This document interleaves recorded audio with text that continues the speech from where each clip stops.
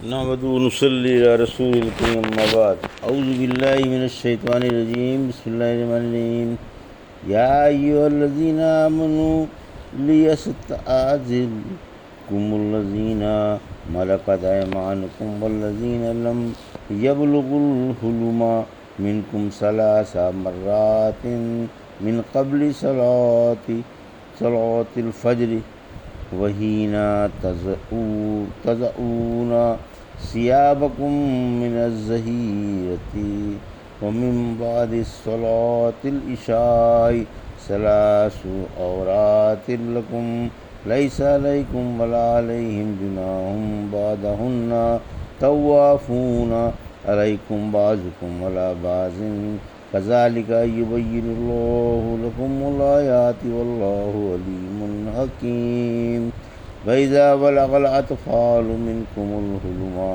فليستأذنوا كما استأذن الذين من قبلهم كذلك يبين الله لكم آياته والله عليم حكيم والقواعد من النساء اللاتي لا يرجون نكاحا فليس عليهن جناح أن يضعن ثيابهن غير متبرجات بزينة وأن يستعففن خير لهن والله سميع عليم۔ ابھی آپ نے سورہ نور کی آیت 58 سے 60 کی تلاوت سماعت فرمائی۔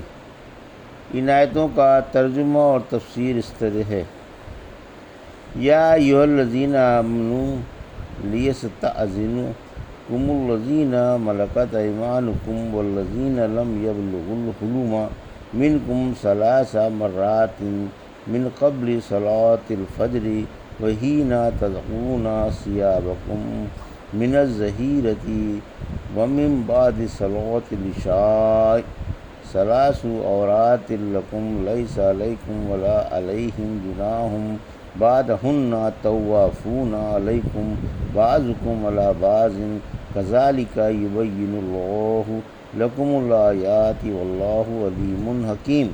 آیت 58۔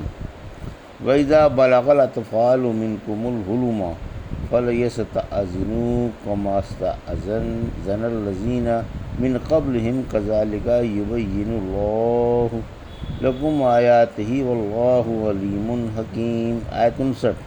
وَالْقَوَاعِدُ مِنَ النِّسَاءِ اللَّاتِي لَا يَرْجُونَ نِكَاحًا فَلَيْسَ عَلَيْهِنَّ جُنَاحٌ أَن يَضَعْنَ ثِيَابَهُنَّ غَيْرَ متبرجات بزینة أن يستعففن خیر لہن واللہ سمیع علیم۔ آیت 60۔ ترجمہ: اے ایمان والو، تم میں سے تمہارے غلاموں کو اور نابالغ بچوں کو 3 وقتوں میں تم سے اجازت لینی چاہیے: صبح کی نماز سے پہلے اور دوپہر کو جب تم اپنے کپڑے اتار دیتے ہو، اور عشاء کی نماز کے بعد۔ یہ تینوں وقت تمہارے پردے کے ہیں۔ ان کے علاوہ تم پر اور ان پر کوئی حرج نہیں، تم کثرت سے ایک دوسرے کے پاس آتے جاتے ہو۔ اسی طرح اللہ اپنے احکام صاف صاف بیان فرماتا ہے، اور اللہ خوب جاننے والا اور بڑی حکمت والا ہے۔ اور جب تمہارے بچے بالغ ہو جائیں تو انہیں بھی اجازت مانگنی چاہیے، جیسے ان سے پہلے کے بڑے اجازت مانگتے ہیں۔ اسی طرح اللہ اپنے احکام تمہارے سامنے کھول کھول کر بیان کرتا ہے، اور اللہ خوب جاننے والا اور بڑی حکمت والا ہے۔ اور وہ معمر عورتیں جن کو نکاح کی خواہش ہی نہ رہی ہو، ان پر کپڑے اتارنے میں کوئی گناہ نہیں، بشرط یہ کہ آرائش ظاہر نہ کریں، اور ان کا احتیاط کرنا ان کے لیے اچھا ہے، اور اللہ خوب سننے والا اور خوب جاننے والا ہے۔ یہ تھا ترجمہ سورہ نور کی آیت 58 سے 60 کا۔ تفسیر۔ آیت 58۔ اقربا کا گھروں میں اجازت لے کر آنا۔ اس آیت میں رشتہ داروں سے اجازت لے کر آنے کا بیان ہے، اور آیت میں اجنبیوں کے لیے حکم تھا۔ فرمایا 3 وقتوں میں غلاموں، خادموں اور نابالغ بچوں کو بھی اجازت مانگ کر آنا چاہیے، صبح کی نماز سے پہلے، کیونکہ عموماً اس وقت لوگ اپنے اپنے بستروں پر سوئے ہوئے ہوتے ہیں، دوپہر کے وقت جب کپڑے اتار کر سو رہے ہوں، کیونکہ اس وقت بھی انسان نامعلوم کس حال میں ہو، اور عشاء کی نماز کے بعد، کیونکہ اس وقت انسان سوتا ہے۔ خدام و غلاموں کو، بچوں کو حکم کر دیا جائے کہ وہ ان تینوں وقتوں میں بلا اجازت نہ آئیں، کیونکہ یہ خلوت کے اوقات ہیں۔ اسی وجہ سے فرمایا کہ یہ تمہارے پردے کے اوقات ہیں۔ ان اوقات کے علاوہ کسی اور وقت میں اگر یہ بلا اجازت آ جائیں تو خیر، کوئی حرج نہیں، اور وقتوں میں اپنے کام کاج کے لیے تم بھی انہیں بلا سکتے ہو، اور یہ بھی آ سکتے ہیں، کیونکہ خدمت کے لیے ان کا آنا جانا ضروری ہے، اور بار بار آنے کی اجازت مانگنا دقت طلب ہے۔ اس آیت کا حکم بدستور باقی ہے، مگر لوگ اس پر عمل نہیں کرتے۔ ابن عباس نے بھی اس بات کی شکایت کی تھی کہ لوگوں نے 3 آیتوں پر عمل کرنا چھوڑ رکھا ہے، ایک تو اس آیت پر، دوسری سورہ نساء کی آیت نمبر 8 پر، تیسری حجرات کی آیت نمبر 13 پر۔ ابن عباس فرماتے ہیں لوگوں نے اجازت لینے کی آیت پر عمل چھوڑ دیا ہے۔ میں نے تو اپنی اس لونڈی کو بھی ہدایت کر رکھی ہے کہ اجازت لے کر آیا کرے۔ ابن عباس نے اس آیت کے بارے میں پوچھا گیا، فرمایا اللہ پردے والا ہے اور پردے کو محبوب رکھتا ہے۔ لوگوں کے گھروں کے دروازوں پر پردے نہ ہوتے تھے اور نہ ان کے گھروں میں جداگانہ کمرے ہوتے تھے۔